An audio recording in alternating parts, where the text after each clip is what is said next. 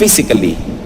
Napakaraming mag-asawa ang magkahiwalay dahil sa phenomenon ng pagtatrabaho sa iba't ibang malalayong lugar. Napakaraming uri ng pag-iisa at kalungkutan ang hinaharap ng marami. And you have a positional, even a spiritual fellowship with others who are also alone. So yun pa lang siguro dapat na nating kuhanan ng lakas yun na hindi ka nag-iisa sa pagiging isa o sa iyong pag-iisa. At pati ang Panginoon, dinanas niya ang ating mga dinanas upang tayo ay lubos niyang matulungan. Hebrews 2:18, because He Himself suffered when He was tempted, He is able to help those who are being tempted. The general idea is the Lord experienced what we experience, so He's now able to give us great help. At maaari nating i-apply yan sa aloneness because He Himself experienced being alone, then He is able to help those who experience being alone. Psalm 139 verses 7 to 10 tells us that we can never really be alone. Where can I go from your spirit? At ang kausap ay ang Panginoong Diyos. Where can I flee from your presence? If I go up to the heavens, you are there. If I make my bed in the depths, you are there. If I rise on the wings of the dawn, if I settle on the far side of the sea, even there your hand will guide me. Your right hand will hold me fast. So kung may mga kapatid tayo nag-iisip na sila ay nag-iisa, walang kasama, alalahanin nyo ito. Saan kayo pwedeng pumunta? Saang taas pwede tayo umakyat? Saang baba pwede tayo lumusong? Saang layo pwede tayo lumipad o kaya lumangoy na wala doon ang Diyos? Kaya kahit daw saan, ang kamay ng Diyos ay nandun upang tayo ay bigyan ng ginhawa, ng tulong, at tayo alalayan. So when alone and lonely, think that you are not alone being alone. Also, when you find yourself to be alone, enjoy your interests. Enjoy your work. Enjoy your craft, whatever, your vocation. Sa halip na maghanap tayo ng laging makakasama, pag nag-iisa tayo, samantalahin natin upang ating lubos na ma-enjoy kung ano yung gusto nyong gawin na hindi nyo magawa pag may ibang tao nakapaligid. You must remember and consider that great feats, great accomplishments and discoveries, great creations were accomplished by people in their aloneness or because they were alone. Ang mga inventor sa kanilang pag-iisa, ang mga pintor sa kanilang pag-iisa, ang mga kompositor, ang lahat ng mga taong gumawa ng magagandang mga bagay at mga disenyo, yan ay nagawa sa kanilang pag-iisa. Kaya hindi masama yung nag-iisa. Kahit si Noah, nung pinagawa ng Panginoon ng sasakyang pangtubig, nag-iisa siya. Ang pamilya nila nag-iisa, kaisa-isang pamilyang gumawa nun. Kaya napakahirap naman yun dahil halos ang lahat ay pagtawanan sila, gumagawa sila ng barko sa ibabaw ng bundok. Paano nila dadali sa tubig yun? Nag-iisa rin sila. Genesis 6:13 to 14. So God said to Noah, I'm going to put an end to all people, for the earth is filled with violence because of them. I am surely going to destroy both them and the earth. So make yourself an ark of cypress wood, make rooms in it, and coat it with pitch inside and out. Can you imagine the intense and deep feeling of loneliness? Na sila lamang kaisa-isang gumagawa ng sasakyang pangtubig, at pagkatapos nung lumubog ang buong planeta sa tubig, sila lang kaisa-isang pamilya na natirang buhay. At nung bumaba na ang tubig at sila'y bumaba doon sa sinasakyan nilang yan, ay sila lang ang tao sa mundo. This sense of aloneness. Marami pong mga nagiging mag-isa, pero hindi dapat na ito'y maging dahilan para mawalan tayo ng pag-asa. Maging ang Panginoong Jesus, ang daming panahon na nag-iisa, nung siya'y tinukso. Matthew 4:1-3. Then Jesus was led by the Spirit into the desert to be tempted by the devil. After fasting 40 days and 40 nights, he was hungry. So nag-iisa ang Panginoon nung siya ay dumaan sa napakatinding pagsubok. Moses was almost always alone. Although he was surrounded sometimes by millions of people during the Exodus, positionally he was almost always alone. To the point that even his own sister and brother would oppose him. Yun ay pag-iisa. Solomon, the most intelligent, the brightest, the wisest man that walked the face of the earth, was alone.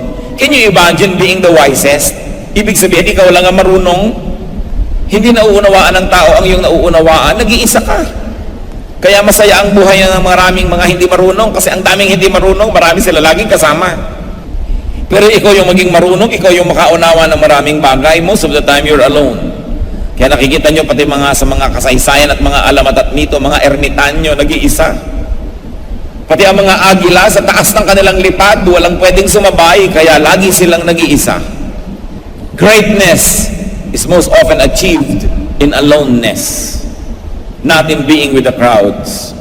Even Martin Luther, who was pivotal in the Reformation, in bringing the people back to the Bible away from tradition, was alone most of the time when he realized the truth. Pati si Jose Rizal, pag binasa niyo po ang Noli Me Tangere, lalo na ang dedication niya dito, sabi niya sa Pilipinas, hindi ko maiwasan na maihambing ka sa ilang mga bansa, lalo't ako'y naglalakbay at nag-iisa. Gaano karaming Pilipino ang nakakapaglakbay nung panahon na yon? At sa konting nakakapaglakbay, gaano karami ang nag-iisip tulad niya? So nag-iisa siya na nakakita ng kalagayan ng Pilipinas, nag-iisa siya na nakaunawa ng pinag-uugatan ng suliranin ng bayang ito, kaya naman nag-iisa siyang sumulat ng kanyang mga nobela at nag-iisa siyang binaril sa luneta. Pero ang pag-iisa na yon ay hindi naging dahilan para mawalang halaga ang kanyang mga naisip at ginawa. Si Andres Bonifacio, nag-iisa sa kanyang pangunguna sa Katipunan at nag-iisa siya sa kanyang mga kalungkutan noong nagkagulo-gulo ang Katipunan at siya ay binaril ng kapwa niya mga Pilipino sa Cavite. Alam natin na maraming mga kadakilaan ay nangyayari sa pag-iisa. So kung kayo man po'y nag-iisa, use aloneness to focus on and to work on your area of giftedness, your calling and your devotion. And when you are alone, even when lonely, be sensitized, in fact, be resensitized to the feelings of people who are alone. Isa pa pong pagpapalayan, mga kapatid, kung tayo ay nag-iisa at nalulungkot, magiging matalas muli ang ating pakiramdam at nararamdaman muli natin ang nararamdaman noong mga nag-iisa sa buhay. At dahil dyan, magiging mas mabuti tayong tao, mas magiging mabait tayo, mas magiging mapagkalinga, sapagkat nararanasan natin ang nararanasan na hindi masarap at hindi maganda ng maraming tao. Pati ang Panginoon, sinamahan tayo sa ating mga pagdurusa at nang tayo ay lubos niyang matulungan.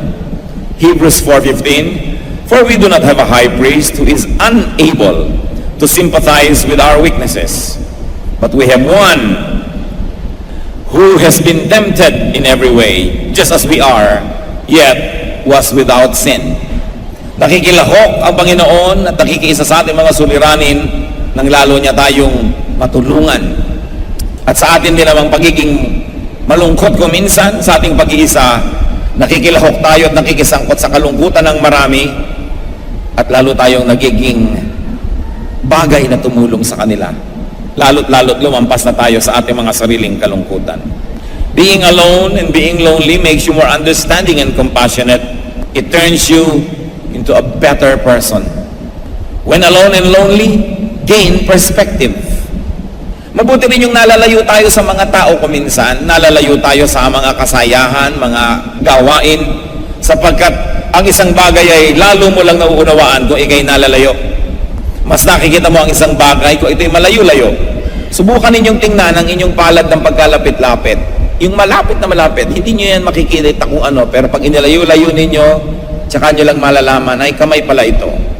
Ano mang bagay na sobrang lapit, hindi nyo lubos na nakikita. Kaya kung sobra rin kayong malapit sa isang tao, hindi nyo na nakikita. Kaya kung sobra mong mahal ang anak mo, bulag na bulag ka na, lahat na ng mga kapintasan yan, ang tingin mo rin bulaklak. Kaya marami mga tao, hindi sila objective mag-isip. Pag may nakagalit ang anak nila, galit na rin sila dahil masyadong malapit ang kalooban nila, hindi nila nakikita from a distance, therefore they do not understand. Dapat lumayo ka doon sa kalabaw para malaman mong kalabaw yun, kasi kung nakadikit ang mata mo, hindi mo alam kung ano yun. Kaya kung ano man yung ating nakakagiliwan, namamahal, nasasarapan tayo, mabuting lumalayo din tayo na pag-iisip-isip natin kung ano talaga yon at nagkakaroon tayo na higit na karunungan para unawain kung ano ang dapat nating gawin sa ganung mga bagay. Take advantage of distance from others and from familiar situations. Do not always complain. Kaya nga tayo nagre-retreat, kung minsan nagka-camp, malayo-layo ka sa bahay mo, para mas ma-appreciate mo ang iyong tahanan.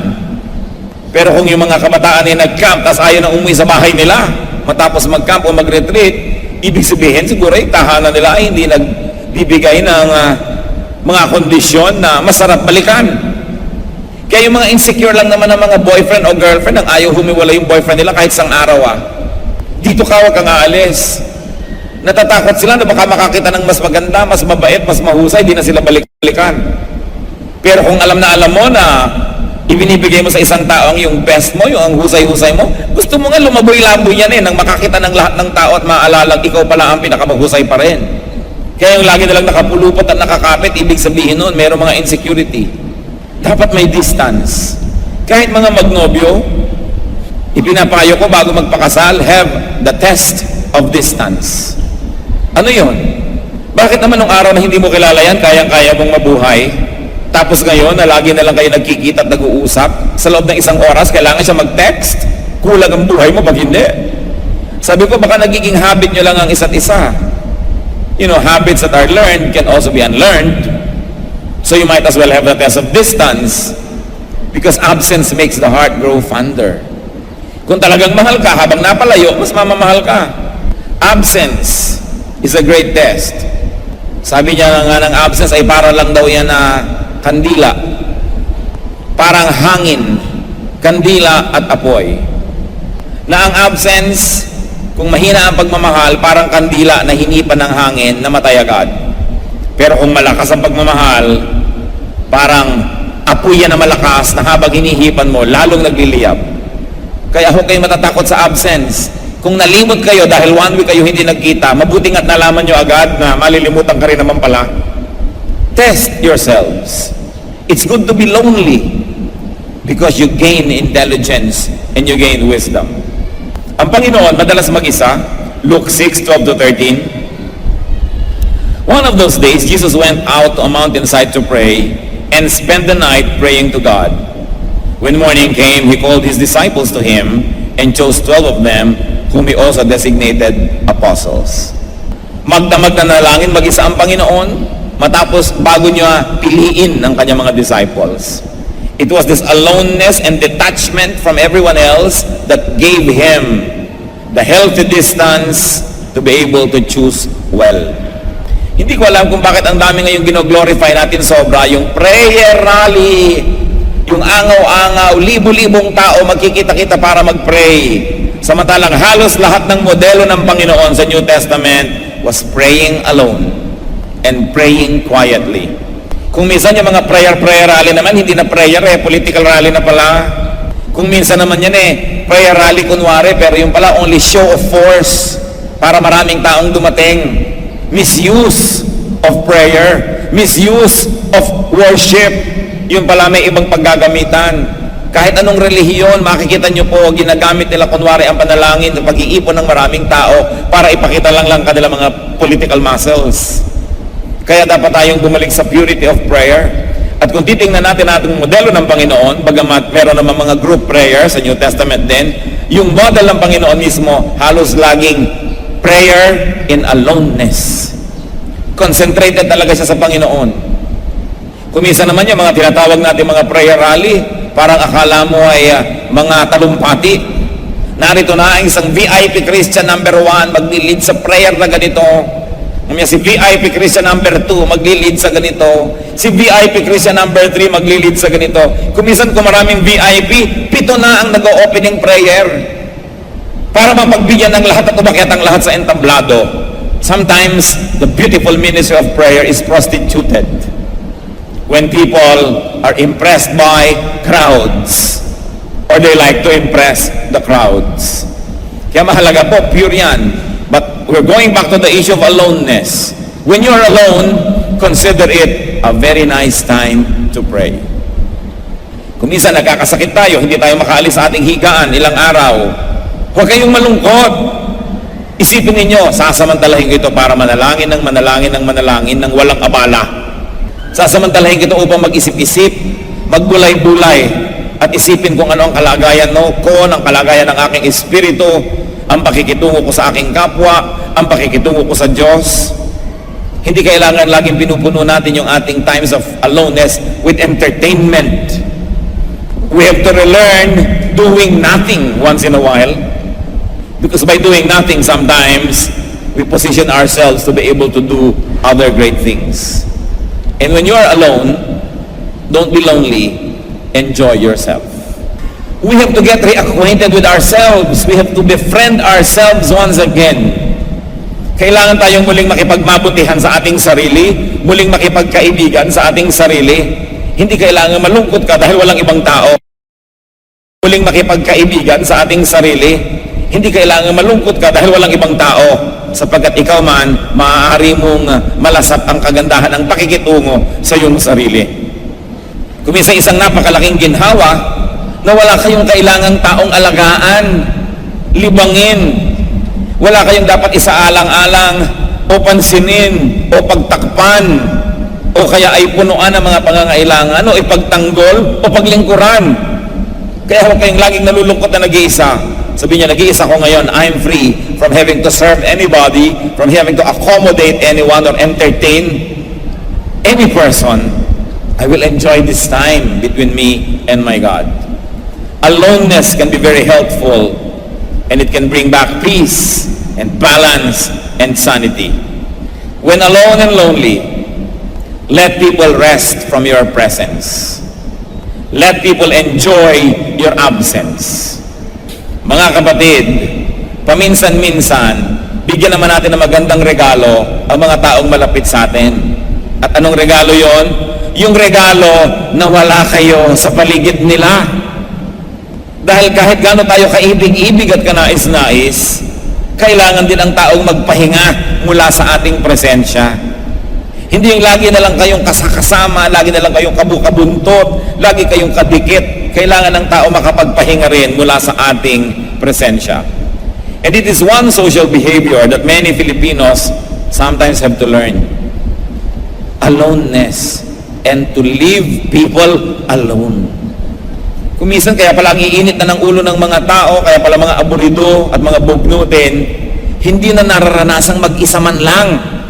Lagi na lang nandito yung ate, nandyan yung kuya, nandyan yung ganito, nandyan yung ganun. Wala nang pag-iisip, pagbubulay-bulay, wala nang katahimikan. Kahit sa mag-asawa, you should also have a healthy level of independence and aloneness. Because we have to breathe. Mahalaga yun. Gusto nitong si lalaki, lagi niyang kasama yung asawa niya. Pagkatapos pagka namimili naman, inip na siya, yaya na ng yaya umuwi, sasama pa daw. Hindi magpaiwa ka na lang sa bahay. O kaya sabihin, maghiwalay na lang tayo, magkita tayo mamaya. Pero yung lagi mong kasama, tapos inaapura mo ng inaapura. Hindi mo bigyan ng oras. O kaya sasama nga, pero alam mo namang nagdurusa sa pagsama. Hindi naman talaga nag-e-enjoy. Hindi naman kasalanan sa mag-asawa na talaga hindi kayo laging enjoy magkasama. Merong lalaki ang hilig-hilig manood ng basketball, ayaw naman ng babae. So pinipilit, ito ka, manood tayo. So kung hindi naman nag-e-enjoy yung tao, so bigyan nyo ng space ang bawat isa. It's not bad to be alone. It is healthy to be alone at the right times. And one very special thing you can do when alone, enjoy God. Yun yata ang pinakamahalaga. Di ba pagka meron kayong mahal sa buhay, gusto nyo naman nagkakasarilinan kayo? Hindi yung laging may tao sa paligid. Gusto rin ng Diyos, makasarilinan tayo. Yung siya lang kausap natin, kaniig, kasama, fellowship with God. You can pray, meditate, worship, read the Bible. You can sing or dance with the Lord without interruption, without limitation. Gaano karami po sa inyo pag nag-worship gusto nyong sumayaw pero nahihiya kayo sa katabi nyo? O kaya masikip, o kaya walang lugar? Ba't nyo gawin mag-isa? You can close the door in your room and dance with the Lord, and it's an act of worship. Gusto nyong tulaan ng Panginoon? O gusto nyong basta't nandun at ine-enjoy nyo lang kanyang presensya o kanyang salita? Let God enjoy you. And although the Lord enjoys us as a corporate body, the Lord also likes a very personal relationship with us. Kaya ipinoprotect po natin yung ating personal time with the Lord. Hindi natin pinapapasok doon sa holy space na yon kahit sino pa mang mahal nating tao. Meron tayong exclusive relationship with God. And that's important. Kaya nga lagi kong ipinapaalala sa mag-asawa, Mrs. dapat number 2 ka lang. Mr. dapat number 2 ka lang. Dahil dapat ang number 1 ni Mrs. si Lord. At number 2 si Mr. Dapat number 1 ni Mr. si Lord. Number 2 niya si Mrs. At nakakatiyak tayo pagka si Lord ang number 1, number 2 man kayo, wala nang number 3. Wala nang number 4. Wala nang iba pang magulo. Kaya, bibigyan nyo rin ang inyong mahal sa buhay ng pagkakataon na makipagniig sa Panginoon nang hindi kayo nakasingit doon at nakasali. It must be very personal. Psalm 149 verse 4, for the Lord takes delight in His people, and we should give Him undivided attention. Let God enjoy your undivided attention. It is one thing to minister and serve people in the name of God, and it is one thing to personally minister to God. It is another to fellowship with people, and another to fellowship with the Lord personally. 1 Corinthians 7:35, I am saying this for your own good, not to restrict you, but that you may live in the right way, in undivided devotion to the Lord. So meron tayo dapat mga panahon ng undivided devotion. Psalm 86:11, teach me your way, O Lord, and I will walk in your truth. Give me an undivided heart, that I may fear your name. So meron talaga dapat nakareserba na para sa Panginoon lamang. Consider moments of aloneness as moments of rest. Then you will not feel so bad. As moments of reflection. Moments of fruitfulness or production. Moments of intensity. Kung ano man yung gusto nyo bigyan ng focus, you can be intense when you're alone. Moments of sensitivity. Kung minsan pag laging may tao sa paligid natin, nagiging manhid tayo. Pero pag nag-iisa tayo, marami tayong naaalala. Because loneliness remembers what happiness forgets. That's why there is a blessing in being lonely. Consider moments of aloneness as moments of fellowship with God and as moments of peace with yourself. Even temporary distance from loved ones can be very, very fruitful, even desirable. So brothers and sisters, when you feel alone, when you feel lonely, do not always avoid aloneness. Do not always escape from aloneness. Do not always feel aloneness with junk company and activity. Yung iba dahil lang nalulungkot, sabi nga nung kanta, let the devil take tomorrow, but tonight I need a friend. So hindi bali na nakuhanin ng demonyo ang bukas, basta ngayon may makasama lang ako. And some people will go to bed with the devil, huwag lang mapag-isa. Marami pong mga kasalanan, pagkakamali ang nalilikha pag ang tao ay nalulungkot at pinipilit niyang pasayahin ang sarili niya. Nakikita niyo po yung mga karamihan ng mga husband na nagbabiyahe sa malalayong lugar, may mga mission, may duty, mayroong business travel. Kung minsan sa kalungkutan, kung sino na lang natin suntiso doon sa daan, kasama na sa hotel niya. Ganon din naman yung mga ibang business ko minsan. Nangyayari rin yun. Ang mga kabataan, dahil nalulungkot, wala ang tatay, nasa abroad, wala ang nanay, nasa abroad, so kahit na lang kanino, sasama, alas 2 na ng umaga, nakakalat pa sa kalye, dahil ayaw malungkot. Nakakaimbento tuloy ng mga magagawang mga masama. Nalulungkot, nade-depress o magda-drugs, kahit na artificial ang kasiyahan, sumaya lang. Iniwan ng mahal sa buhay, maglalasing, kukuha ng company mula sa alak, makikibarkada. Mga kapatid, makinig kayo. Kung nalulungkot kayo, di malungkot kayo, tapos, hindi mo kailangan laging libangin ang sarili mo dahil nalulungkot ka. Kasi dyan sa paglilibang na yan, maraming mga kamalian na nagagawa ang tao. You don't always have to entertain yourself when you're sad. Nothing is permanent, not even sadness. Pagsasawaan ka rin ang lungkot na yan at lalayasan ka. Pero hindi mo yan kailangan laging takpan ng entertainment, kahit na wrong and evil company, para ka lang sumaya. Sa kalungkutan, sa paghahanap ng kahit konting ligaya, napapahamak ang maraming tao. 1 Corinthians 15:33, do not be misled. Bad company corrupts good character. Kahit gaano kahusay ang tao, sinisira siya ng mga masamang kasama. At hindi lang tao ang masamang kasama, drugs, alcohol, vices, anything that you use just to escape loneliness. And also, do not equate aloneness with loneliness. You may be alone, but you don't have to be lonely. Napag-usapan na natin yan. Maraming pwedeng gawin. Pag nag-iisa ang tao, pasalamat ka nga kung minsan nag-iisa ka, walang abala. Kahit naman mga ginang, pag nasa kalagitnaan ng trabaho nila sa bahayan, pag binuklat na yung mga cabinet at nag-umpisa na mag-ayos, ang panalangin, huwag mo nang umuwi ang asawa nila. Dahil hindi pa sila tapos. Mapuputol yung ginagawa nila pag bilang dumating. Hindi ibig sabihin hindi nila mahal yung asawa nila. Marami rin mga mister, mahilig magkutkot ng kotse, pinagtanggal-tanggal lahat yung gamit. Ang hiling na lang nun, huwag dumating yung asawang babae, baka magyaya, baka may hingin, maaabala yung ginagawa niya. At hindi dapat pinagseselosan yung gano'ng mga bagay. Kung gusto niya magbutingting ng kotse niya, di mabuting magbutingting siya nun. Bigyan siya ng ganong space. Remember to treat aloneness as rest from the pressure of being with people, no matter how much you love them. From the pressure of having to entertain people. May panahon ng pag-iisa. Tulad ng lahat ng bagay ay may tamang oras. Ecclesiastes 3:1, there is a time for everything and a season for every activity under heaven. So there's a time to be alone. Huwag kayong magtaka pag nag-iisa kayo dahil mag-isa kayong pinanganak. Kahit kayo may kakambal, nauna pa rin kayo o nahuli, hindi pa rin kayo magkasabay. Nag-iisa tayong manganganak, nag-iisa tayong mamamatay, so huwag tayong matakot sa pag-iisa. Dahil sa pag-iisang yon, lalo lang dumitingkad ang presensya ng Diyos sa ating buhay. Sa kadalasan, natatakpan at nalulunod ang presensya ng Diyos kung sobrang laging maraming tao, maraming activity ang ating buhay. And there is a time to be lonely. Huwag kayong matakot, malungkot. It is the fear of sadness that causes many people to sell their souls to the devil. But if you don't fear sadness, what else can you fear? More than happiness, it is loneliness that can help us mature. It is loneliness that can help us become better, kinder persons. Nakita nyo, yung mga laki sa hirap, usually yan ang mas maalalahanin. Yan ang mas matulungin.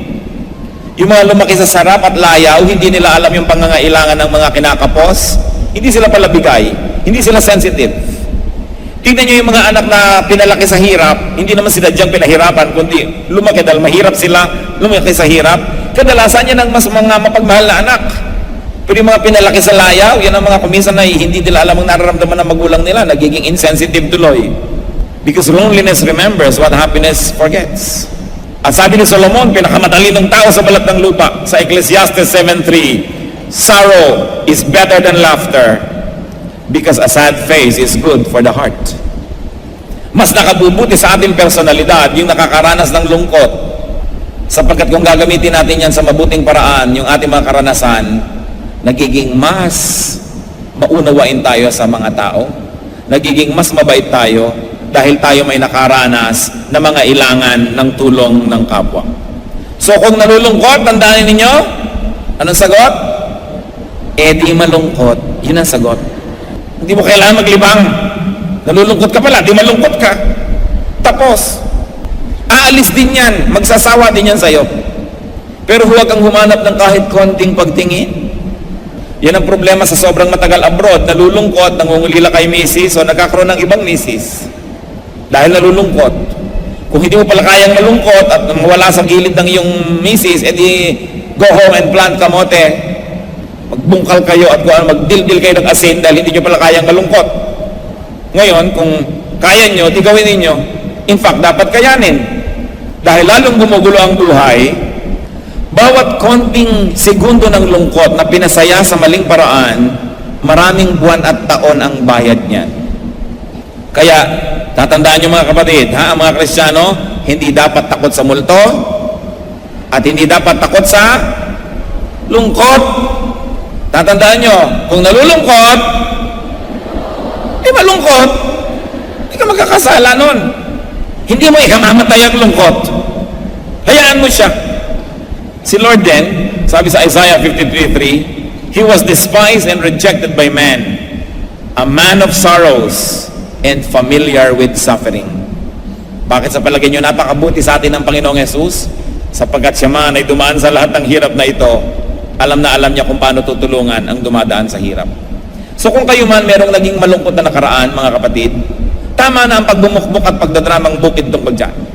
Kung nagkaroon kayo ng malungkot na kabataan, malungkot na childhood, malungkot na mga karanasan, alam nyo kung paano nyo mabibigyan ng luwalhati ang Diyos? Gamitin nyo ang inyong natutunan sa inyong lungkot para kayo maging mabuting tao, para maging matulungin sa mga nalulungkot at mga malulungkot pa. Hindi ko manalungkot kayo noon, gagantihan nyo ngayon ng mundo. Walang mangyayari noon. Turn every sorrow into a blessing. Turn every ugly thing in the past into a beautiful thing, because in the Lord, everything is made beautiful. Sa Panginoon, bawat peklat ay nagiging bulaklak. Bawat sugat ay nagiging tropeo. Kaya ano man ang ating nidanas noon, huwag na kayong magdadrama ngayon na nung araw malungkot ako, galit kayo kay ganun, dahil pinalungkot kayo. Alam nyo kung paano kayo magkakaroon ng benefit mula doon? Sabihin nyo lang, I'm going to learn from that experience. Hindi ko uulitin sa iba yung dinanas ko na hindi magandang trato ng iba, kaya ako lumungkot. At dahil alam ko ang nadadama ng nalulungkot, kaya ko ngayon natulungan, paglingkuran. I can minister to people who are sad. Then you are able to become an instrument of the Lord for blessing. If anyone is in Christ, he is a new creation. The old is gone, the new has come. And even the sad experiences of our past can be used to strengthen us. At sabi ni Solomon, sorrow is better than laughter, because a sad face is good for the heart. Yung laging nakangiting muka, baka walang laman ng puso. Lagi na lang tawa ng tawa, laging nalilibang, walang alam. Pero yung mga dumaranas ng kalungkutan, iba yung karunungan ang ating natututunan. Ano ba ang kalagayan natin? Tayo yumuko sa Panginoon at magbulay-bulay. Una, nais kong ipanalangin kung sino mga nalulungkot. Nakakadaya yung lungkot, nakakapagpahina ng loob, nakakasira ng buhay. Sino man sa inyo ang masasabi nyo, ako may lungkot na hindi lang ngayon, matagal, madalas, kung i-describe ko ang buhay ko, malungkot ang buhay ko. Kung ganun ang description nyo, I like to pray for you. I like to pray for you. You stand up because we're going to pray. The Lord doesn't want you to be sad all the time. Gusto lang ng Panginoon, matututo tayo sa ating mga kalungkutan, pero hindi naman tayo nilikha ng Diyos para maging malungkot. Yumuko ang mga ibang hindi tumatayo at mananalangin tayo. At yung mga tumatayo naman, salamat sapagkat meron tayong Diyos na maaring humango sa atin sa kalungkutan. Salamat merong Diyos na parang doktor na pwede nating puntahan at sabihin natin, meron po akong karamdaman, nais kong magpagamot. Ang kalungkutan ay hindi dapat paraan ng pamumuhay, bagamat dumarating ito at maaari tayong magbenepisyo, pero hindi gusto ng Diyos that you will live a life of loneliness. Who else would like to stand and say, Lord, I like to be healed. I like to be touched by you. Gusto ko pong pagalingin niyo ako mula sa aking kalungkutan. Gusto ko po, Panginoon, na ang puso ko hipuin ninyo ng aking pag-iisa na ito, ang feeling ko nag-iisa ko'y matapos. Kung meron pa po, tumayo pa kayo at lahat naman ng nakayuko, tutulungan niyo akong mananalangin tayo para sa mga kapatid natin na merong kalungkutan na mahaba, malalim. Panginoong Diyos, hindi niyo po kami nilikha para palungkutin. Alam namin yun. Hindi namatay ang iyong anak na si Jesus para lamang magpamana sa amin ng lungkot, kundi siya'y nabuhay na muli upang sagipin kami sa lahat ng bagay na hindi mabuti. At ito, Panginoon, ang aming inilalapit ngayon. Alang-alang sa sakripisyo ng Panginoong Jesus. Hanguin niyo po ang mga kapatid na itong tumitindig at kinikilala na generally ay malungkot ang kanilang buhay. Hindi namin alam ang nagiging dahilan ng lungkot na ito, subalit alam nyo, walang lingid sa inyo. Pawiin niyo po ang lungkot na ito, ibukas niyo po ang isip ng mga kapatid, ang kanilang tainga at mata, na makita ang kagandahan ng buhay, na makita ang kabutihan ninyo, at ito, Panginoon, ang maging dahilan upang magkaroon ng pagbabagong loob tungkol dito sa kalungkutan. Kung ang dahilan ng kalungkutan nila, Panginoon, ng mga kapwa-tao, hanguin mo sila sa mga dahilan na ito. Kung ito ay kahinaan ng katawan, karamdaman o kahirapan, kayo pa rin ang nilalapitan namin. Hanguin mo ang mga kapatid. Kung ano man ang dahilan ng kalungkutan ito, maaaring pagkakalayo sa mahal sa buhay, maaaring may mahal sa buhay na sumakabilang buhay na at hindi na makakasama muli sa buhay na ito, ituro mo, Panginoon, na magkaroon ng comfort. Ituro mong matanggap ang katotohanan. At ituro mo, Panginoon, na nariyan kayo at may mga ibang tao pa na maaaring makasama sa buhay na ito. Ano pa man ang dahilan ng kalungkutan, inilalapit namin sa iyong mapagpalang kamay, sa iyong maibiging puso. Pawiin mo, Panginoon, at palitan niyo po ng kapayapaan. At kung maaari pa nga, palitan niyo ng kagalakan. Nawa, Panginoon, kayo po ang aming maging kagalakan, kayo ang aming maging number one, kayo ang aming gustong kasama, kayo ang maging tunay na mahal namin sa buhay, at nasa gayon, hindi na kami mangulila pa, dahil hindi naman kayo mawawala, hindi niyo kami iniiwan. Nawa, magpadala po kayo ng mga tao, Panginoon, to minister to these brothers and sisters, so that they may be helped out of their sadness. And may you also, Lord, create wonderful changes around them, so that their happiness may be developed, that their happiness and joy, O God, may be cultivated. At nawa, punuin niyo ang mga kakulangan sa buhay. Kayo ang maging kapupunan, kayo ang maging kalakasan ng mga kahinaan. At Lord, higit sa lahat, we ask that you heal our spiritual blindness, so that we can see very well, and that we can see you. We can see your work, we can see your love, and we will have reason to be joyful. Teach us to see you, O God. Teach us to experience your love. At nawa, maging personal ito sa mga ipinapanalangin namin mga kapatid ngayon. Maaari na po kayong maupo mga kapatid, patuloy tayong natili sa diwa ng panalangin, yumuko sa presensya ng Diyos. Panginoon, kung meron naman po sa amin na kami ang dahilan ng kalungkutan ng iba, maaaring kami may inagaw sa kanila, ituro mo sa amin, Panginoong, ibalik ito. Sa pagbabagong buhay namin at pagbabagong loob, ituro mong isoli namin kung may nanakaw kami sa aming kapwa. Kung may ugali kaming nagpapalungkot sa aming kapwa, Panginoon, ituro mo sa aming magbago. At nasa ganon, hindi kami maging kasangkapan ni Satanas na magpahirap sa tao. Kung meron kaming mga tinatamasa, tinatangkilik na hindi naman para sa amin, ituro mo sa aming huwag maging mapag-imbot, not to covet, not to desire what is not ours, and to ng hirap ng loob ng aming kapwa. Above all this, O God, teach us not to dominate others. Kung kami may nakakatanda, kung kami man ay nakapagbibigay, mas nakakariwasa, mas makapangyarihan, ituro mo na huwag naming dominahin ang kapwa namin. Sapagkat kayo nga na nagbibigay ng lahat-lahat, hindi nyo kami dinodomina, binibigyan nyo kami ng free will. Ituro mo sa amin na igalang ang aming kapwa, kahit pa nga tinutulungan namin sila. Kahit pa nga nakakataas kami sa kanila, socially, economically, positionally. Teach us to respect the basic humanity of every human being, the very dignity of a human being. Buksan mo rin ang mata namin, Panginoon, kung nagiging dahilan kami ng kalungkutan ng iba. At magbago kami ng aming mga pamamaraan. At nang sa gayon, Panginoon, tuloy-tuloyan namin kayo mabigyan ng luwalhati at maging pagpapala kami sa aming kapwa. Panginoong Diyos, salamat po sapagkat maging sa pag-iisa, pwede namin kayong makasama. Teach us, O God, to be creative with the use of our aloneness. And in times of loneliness, allow us to process our loneliness, to be intelligent and spiritual about it. Maunawaan namin kung merong mga dahilan na pwede naming bunutin at tanggalin at nang mawala ang kalungkutan. At kung hindi naman namin kayang baguhin, turuan mo kaming tanggapin ito ng may kapangyarihang nagmumula sa iyong Espiritu. Lord, we pray that we will be agents of happiness and joy and not of sorrow. At sa sino pa mga mahal namin sa buhay, Panginoon, na nalulungkot, turuan mo kami maging sensitive so we can minister to them. Lord, we pronounce blessings and we pray that you will continue to bless those who stood today, na agad-agad, Panginoon, sa iyong makapangyarihang pagkilos, madama nila